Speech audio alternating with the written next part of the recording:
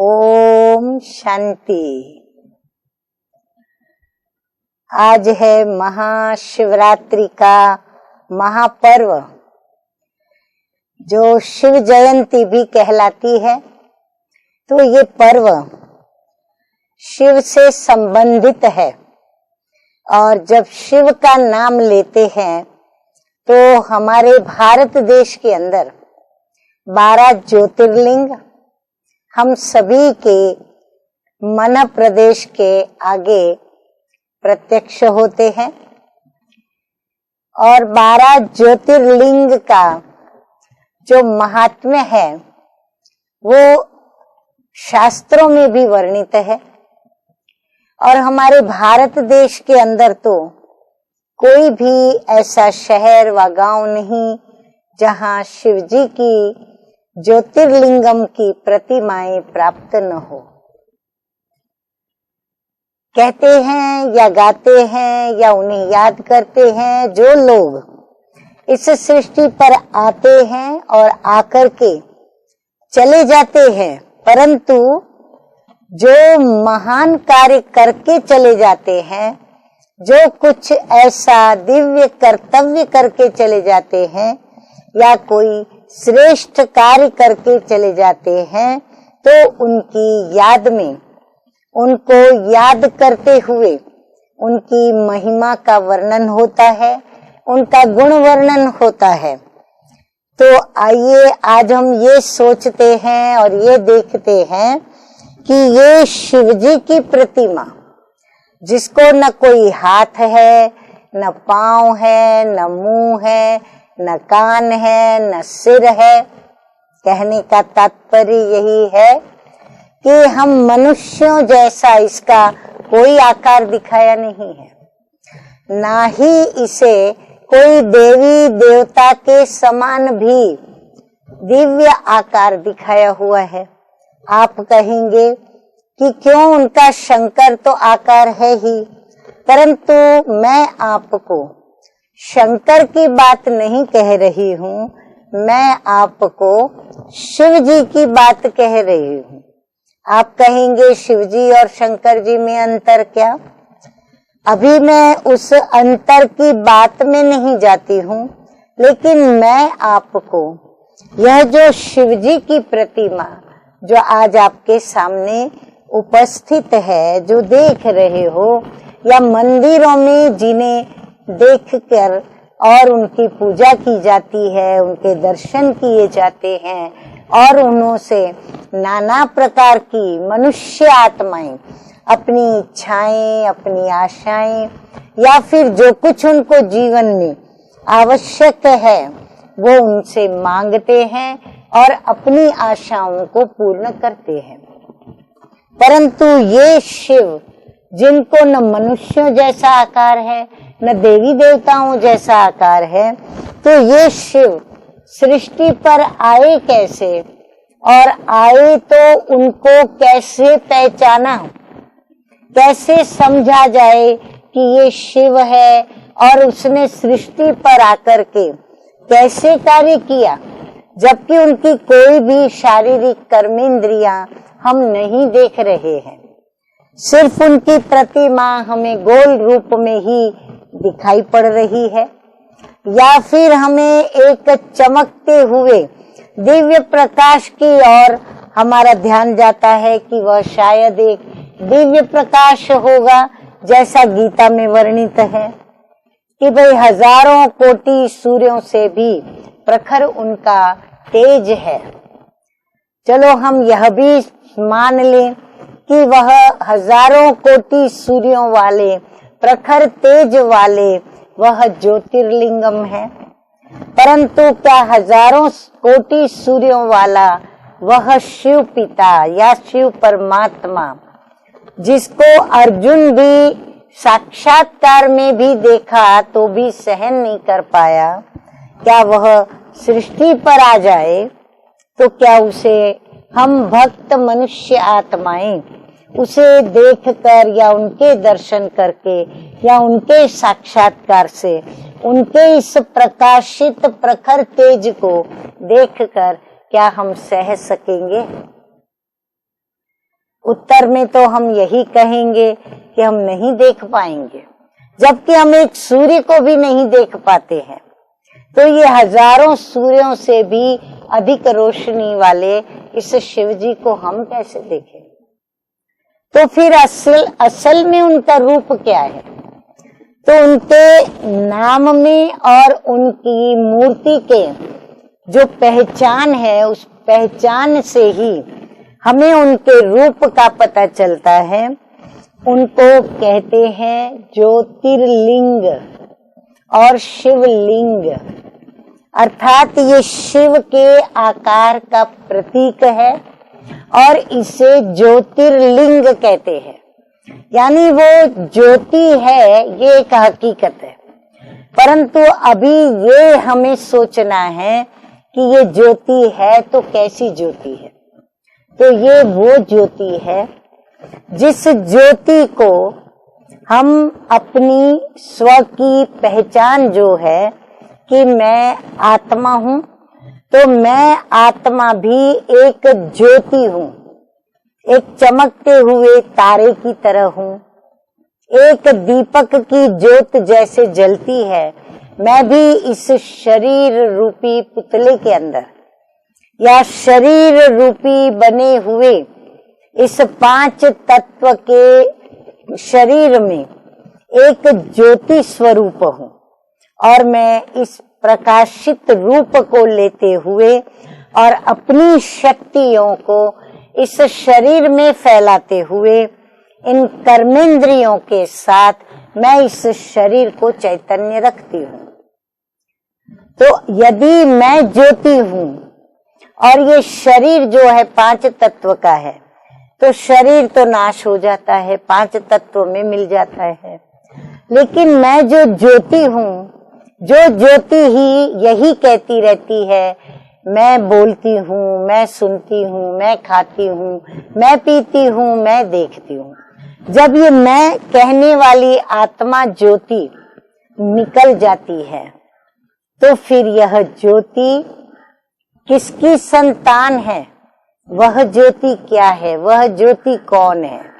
तो जब इस शरीर में रहते हुए यह ज्योति दुख सुख के अनुभव करती है, तो कहती है कि मैं इस दुख से मुक्त होना चाहती हूँ। मुझे अज्ञान के अंधेरे के कारण मुझे हे प्रभु पिता तेरे पास आने का कोई रास्ता नहीं सूझ रहा है, मुझे रास्ता नहीं मिल रहा है। तू ही मेरा पंडा बनके, गाइड बन करके, तू ही मेरा मार्ग प्रदर्शक बन करके मेरी मार्ग प्रदर्शना करो। अर्थात मेरे अज्ञान का अंधकार तुम ही मिटाओ, क्योंकि अज्ञान अंधेरे के कारण मैं बहुत ही आपसे दूर हो चुकी हूँ। मैं विषय विकारों में भी फंस चुकी हूँ।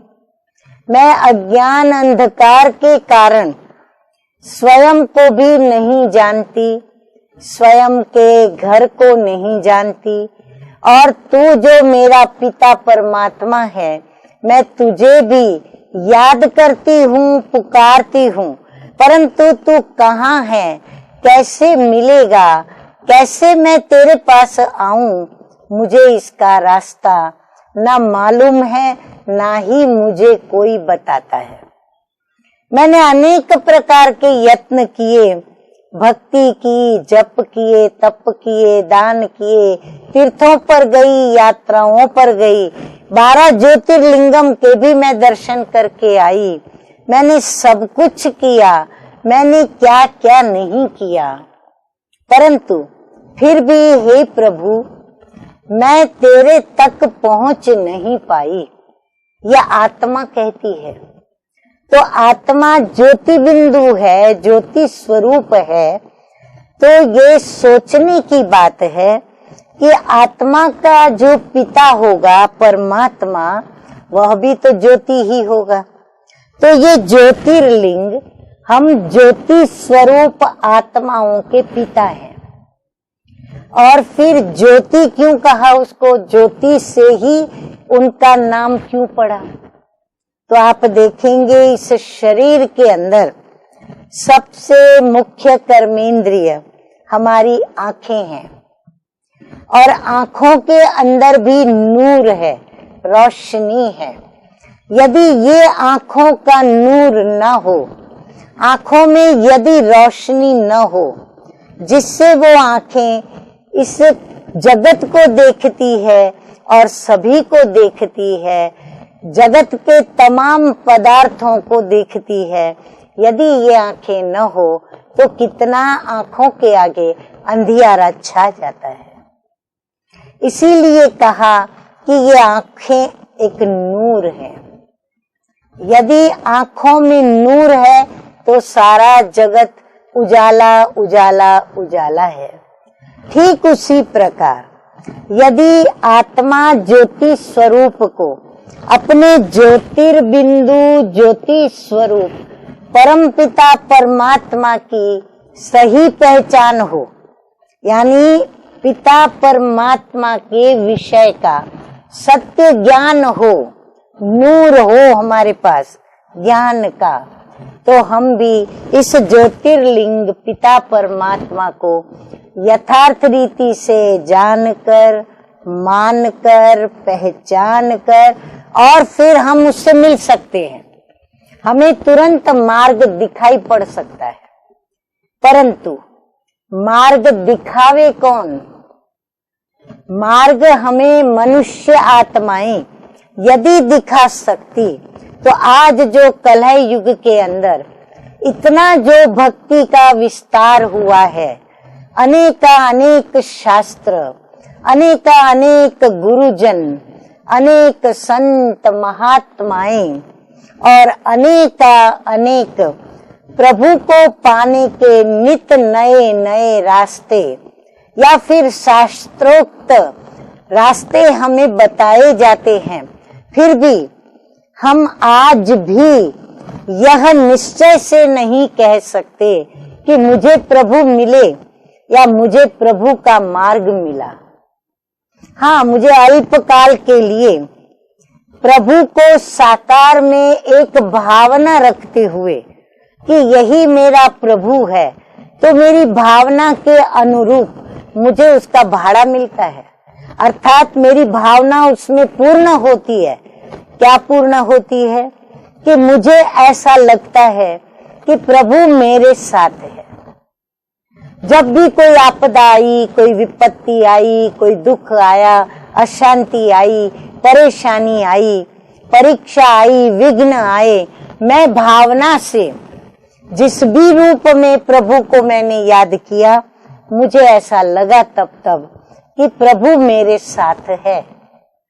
सूक्ष्म में मुझे कोई ये आश्वासन देता है कि कोई हो ना हो, मैं तेरे साथ हूं, क्योंकि हर कोई एक दो को यही आसरा देते, यही दिलासा देते, यही कह के हिम्मत बंधवाते कि कोई ना हो पर प्रभु तो है।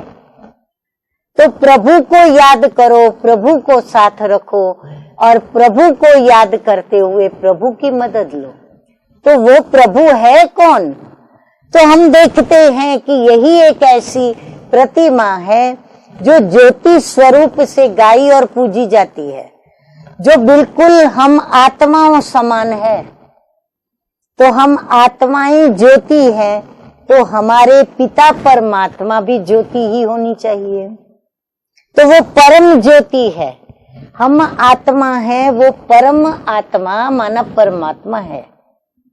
और ये महाज्योति है, जिस ज्योति को पाने के लिए सर्वधर्म आत्माएं जिन्होंने धर्म स्थापन किया और जो भी उस धर्म को मानने वाली आत्माएं हैं, वो सभी आत्माएं उस ज्योति में या तो ये लक्ष्य रखते हैं कि हम ज्योति में ज्योत समा जाएं, या फिर लक्ष्य रखते हैं कि हम ज्योति धाम में जाकर विलीन हो जाएं, अर्थात हम ज्योति में ही समाकर अपने को मुक्ति और मोक्ष को प्राप्त करें। परंतु वह ज्योति जो ज्योतिर्बिंदु के रूप से पूजी गई है, अर्थात बिंदु को तो हम पूज नहीं सकते, ज्योति की हम कैसे पूजा करें।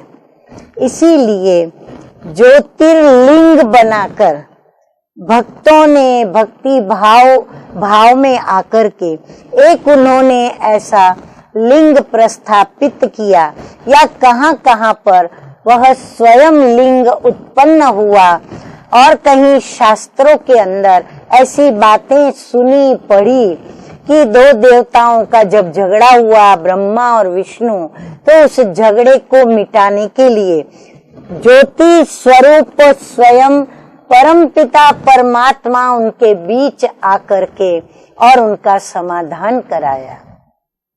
कहने का तात्पर्य यही है कि परम पिता परमात्मा जो कि समाधान स्वरूप है, ब्रह्मा और विष्णु सृष्टि के 3 मुख्य देवताओं में से हैं। जब उनके झगड़े का समाधान भी प्रभु ने किया। शास्त्रों में कई बार सुनते पढ़ते हैं कि जब इंद्रप्रस्थ के देवी देवताएं आपस में लड़े झगड़े या असुरों ने जब उन्हें परेशान किया, तो वह अपने प्रभु के पास गए, ब्रह्मा के पास, विष्णु के पास, फिर शंकर के पास। परंतु शंकर एक आकारी देवता होने के कारण हम उसे परमात्मा शिव नहीं कहते, कहते हैं ब्रह्मा देवताय नमः, विष्णु देवताय नमः, शंकर देवताय नमः, परंतु शिव परमात्माय नमः। शिव परमात्मा नमः, तो वो परम आत्मा है। और ये ब्रह्मा विष्णु शंकर प्रभु ने अपनी सृष्टि के संचालन के लिए इन 3 देवताओं का निर्माण किया। ब्रह्मा के द्वारा सृष्टि की स्थापना की, विष्णु जी के द्वारा उस सृष्टि का पालन किया। और जब वह सृष्टि तमो प्रधान बन चुकी, दुखी बनी, अशांत बनी और दुखदायी बनी, असुरों ने भी विघ्न डाले, सभी की आसुरी वृत्तियां बनने लगी, तो लोगों ने त्राही त्राही जब किया और प्रभु को जब अति दुख से पुकारा, तो सबकी दुख की पुकार सुन करके प्रभु सृष्टि पर अवतरित हुए। ये कहकर जैसे गीता में वायदा किया है, हम आत्माओं के साथ, अर्थात हम आत्मा स्वरूप बच्चों के साथ, कि यदा यदा ही धर्मस्य ग्लानिर्भवति भारत अभ्युत्थानम अधर्मस्य तदात्मानं सृजाम्यहम्।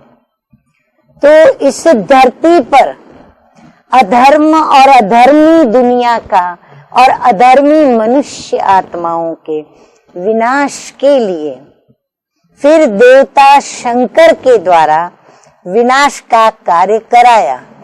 जैसे ब्रह्मा के द्वारा एक दैवी सृष्टि की स्थापना की थी, विष्णु के द्वारा उस दैवी सृष्टि का पालन किया, ऐसे आसुरी जब सृष्टि बन गई तो उसके द्वारा संहार कराया।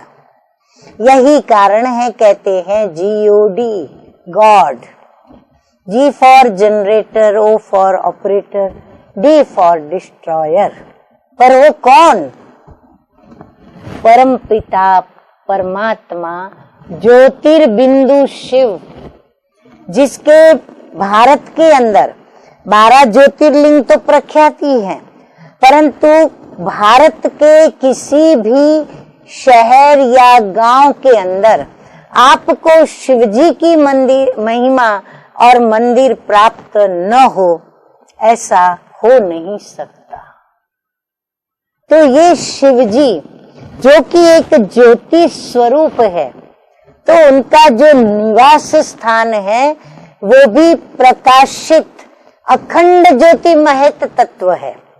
और यही कारण है जब आत्माएं अपने घर को लौटती हैं, कहते हैं ना, जहां से आए वहां जाएंगे। तो हम कहां से आए?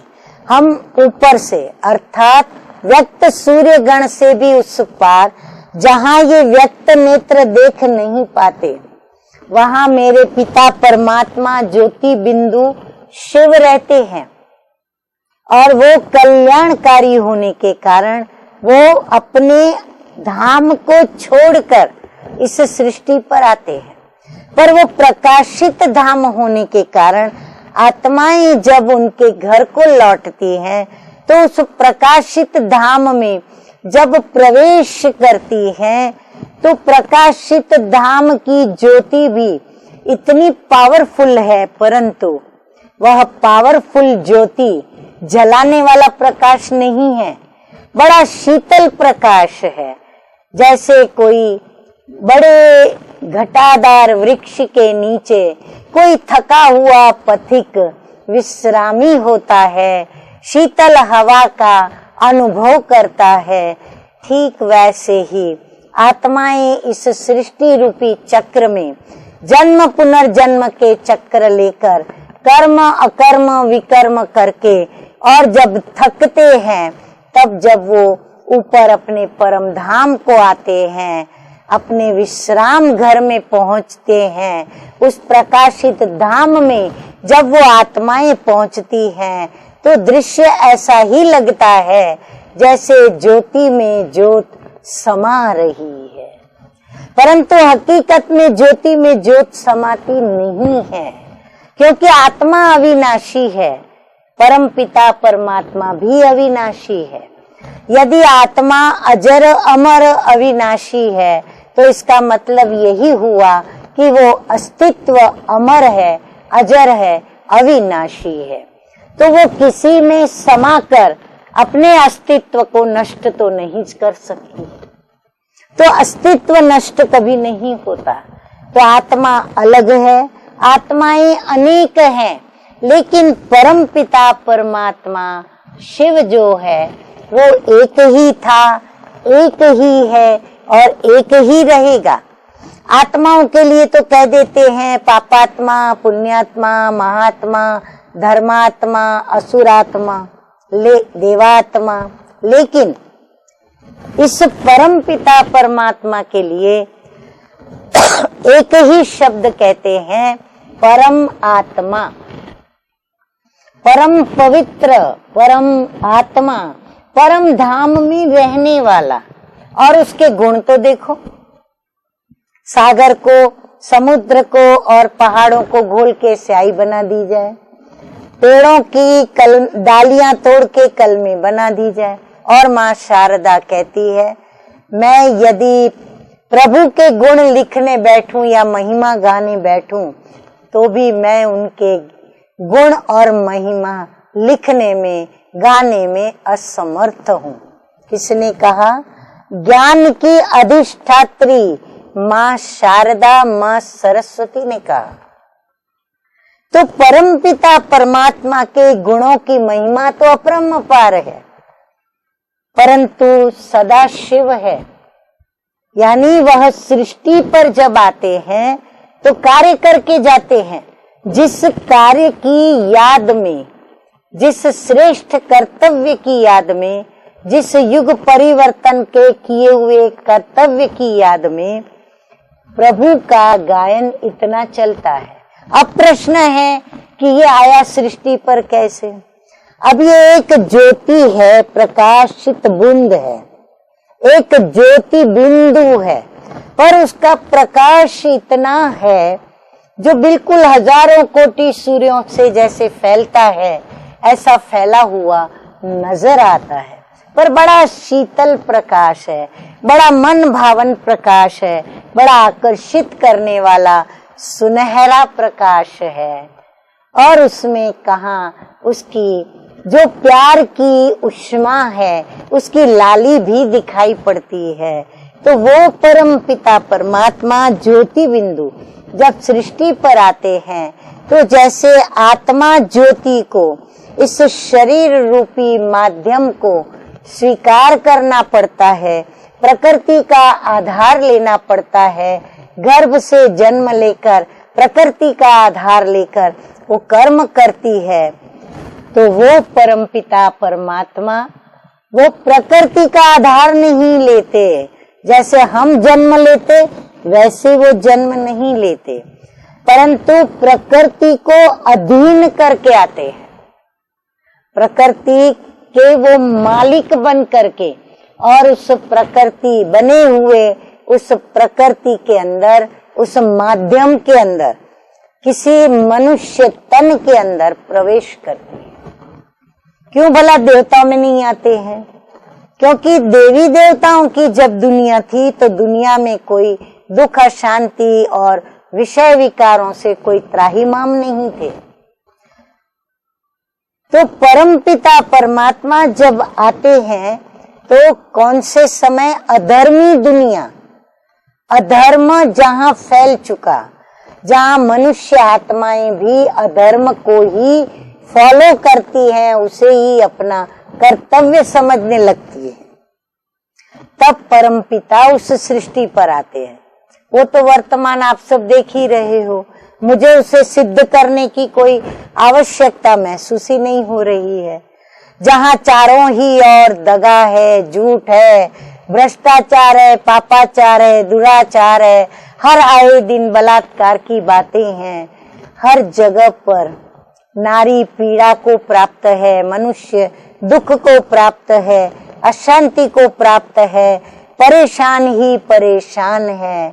तो ऐसी दुनिया जहां सभी दुखी हैं, शाहूकार भी दुखी तो गरीब भी दुखी, पढ़ा लिखा दुखी तो अनपढ़ भी दुखी, जिसको आंखें हैं वो भी दुखी, नहीं है वो भी दुखी। हर मनुष्य आत्मा जब दुखी हो जाती है और प्रभु को जब सभी पुकारते हैं, हर धर्म की आत्माएं पुकारती है, तब वो परमपिता परमात्मा हम बच्चों की पुकार सुन करके और इस सृष्टि पर फिर से अधर्मी दुनिया का नाश करने, अर्थात ये जो सृष्टि रूपी मकान है बहुत पुराना हो चुका है, अब जर्जरीभूत अवस्था को प्राप्त है, अब इसका नाश अवश्य होना ही चाहिए, तब जाकर के कुछ नव निर्माण हो। तो वो नव निर्माण करने, इस कलयुगी दुनिया को फिर से सतयुगी दुनिया बनाने, या कहें कि यह 4 युगों का कल्प जो सतयुग से शुरू होकर अब कलयुग के अंत में पूरा होने जा रहा है, तो युग परिवर्तन के लिए, कल्प परिवर्तन के लिए वह परमपिता परमात्मा सृष्टि पर आते हैं और एक साधारण मनुष्य तन का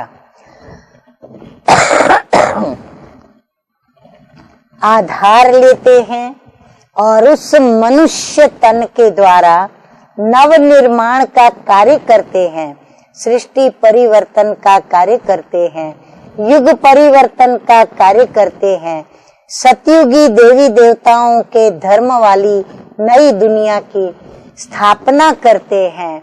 इसलिए उस तन को स्वयं परमपिता परमात्मा के द्वारा नाम प्राप्त होता है प्रजापिता ब्रह्मा, क्योंकि उस तन के द्वारा परमपिता परमात्मा एक दिव्य प्रजा को रचते हैं, जो दिव्य प्रजा ब्राह्मण कहलाती है, जो मर्जीवा ब्राह्मण है, द्विज है, जो दूसरा जन्म प्रभु के द्वारा परंतु ब्रह्मा के द्वारा प्राप्त करते हैं, और वही ब्राह्मण फिर देवता बनते हैं, जिसके लिए गायन है ब्राह्मण देवी देवताय नमः। उन ब्राह्मणों को वंदना जो देवी देवता पद को प्राप्त होते हैं, जो ब्रह्मा मुख से पैदा हुए शिव के ज्ञान को सुन करके। तो वो प्रजापिता ब्रह्मा के द्वारा वही ज्ञान और योग स्वयं परमपिता परमात्मा सिखला रहे हैं, और इसीलिए उनके इस कल्याणकारी कर्तव्य को याद करते हुए यह यादगार चला आया। लेकिन आज अफसोस की बात है कि हम आत्माएं उनकी संतान होने के बावजूद हम उनके परिचय को जानते नहीं, हाँ, याद करते हैं, लेकिन वो कौन है हमें पता नहीं।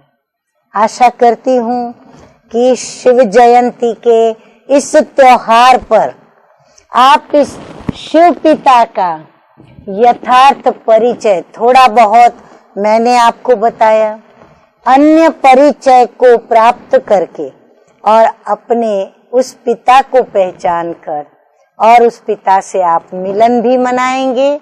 और मिलन मनाने के साथ साथ वो जो देने आए हैं, जो हम चाहते हैं, क्या चाहते हैं, सुख, शांति, आनंद, प्रेम, पवित्रता, जो हमें कहीं से भी कितना भी धन खर्च कर दें, कितना भी जीवन लुटा दें, हमें नहीं मिल सकता, वह हमें परम पिता परमात्मा हमें अपना वर्षा, जो हमारा अधिकार है, हमारा हक है, वो हमें देने आए हैं। इसलिए ध्यान से सुने कि वो स्वयं शिव पिता पधारे हैं, सृष्टि पर अवतरित हुए हैं। और यही संदेश आज हम शिव जयंती के त्योहार पर आपको सुना रहे हैं। फिर ना कहना कि हमें आपने बताया नहीं। यदि हमें पता होता तो हम भी आपकी तरह प्रभु से अपना वर्षा प्राप्त करते, हम भी प्रभु से मिलन मनाते, हम भी अपने पिता परमात्मा से मिलते।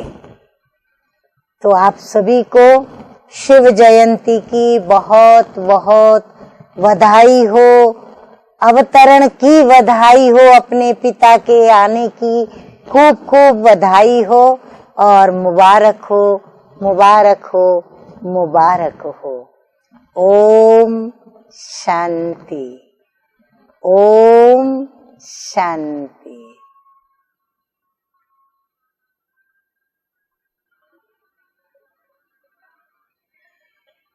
ओम शांति, ओम शांति, ओम शांति। आज है महाशिवरात्रि, महान पर्व, और इसे शिव जयंती भी कहते हैं। तो आज की इस महाशिवरात्रि और शिव जयंती के पर्व की आपको बहुत बहुत बधाई हो। आप कहेंगे हमको क्यों बधाई देते हो? क्योंकि शिव जयंती ये मेरे ही पिता नहीं, लेकिन आपके भी परम प्रिय परम पिता परमात्मा है, आपके परम पिता हैं, इसलिए आपको हमने बधाई दी। और ये परम पिता परमात्मा को ज्योतिर्बिंदु कहते हैं। ज्योतिर्लिंग के नाम से इनके अनेक भारत के अंदर प्रत्येक शहर और गांव में इनके मंदिर पाए जाते हैं। तो इसे ज्योतिर्बिंदु क्यों कहते हैं, ज्योतिर्लिंग क्यों कहते हैं? जैसे शरीर में, आंख में यदि नूर है तो ये जगत रोशनमय है। उसी प्रकार यदि परमपिता परमात्मा, जो कि एक ऐसा अद्भुत दिव्य परम नूर है, यदि हमें भी उस नूर की पहचान नहीं, वो परमात्मा ज्योति स्वरूप की हमें पहचान नहीं, तो हम अपने इस जीवन के अंदर अज्ञान के अंधियारे में भटकते ही रहेंगे। और ये अज्ञान का अंधकार हमें विषय विकारों से ग्रस्त रखता है। ये अज्ञान का अंधकार हमें दुखी करता है, अशांत करता है, और हम भटकते ही रहते हैं। तो हमें इस भटकने से यह परमपिता परमात्मा शिव, जो कल्याणकारी होने के कारण हम सभी बच्चों का कल्याण करते हैं, भटकने से छुड़ाते हैं और गाइड बन करके हमें सही मार्ग प्रदर्शना करते हैं।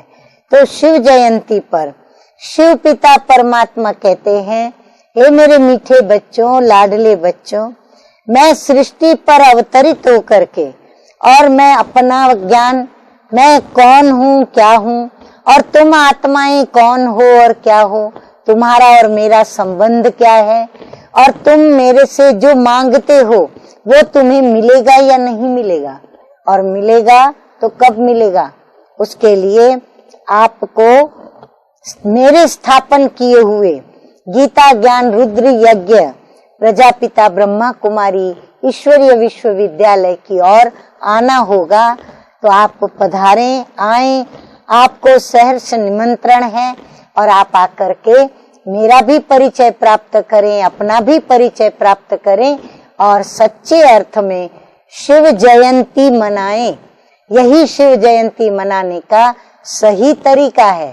बाकी सिर्फ मंदिर में जाकर हाथ जोड़कर बेलपत्र चढ़ाकर दूध की लोटी चढ़ाकर आ जाना और जीवन में कुछ भी करना नहीं, जैसे थे वैसे की हालत में ही चलते रहना, ये कोई प्रभु के भक्त नहीं बने, ये कोई हम प्रभु के बच्चे नहीं कहलाएंगे। यदि प्रभु के बच्चे हैं तो प्रभु जैसे सदा कल्याणकारी हैं, हम भी ऐसे कल्याण करने वाले उनके बच्चे बने। तो प्रथम हम स्व का कल्याण करें। ओम शांति।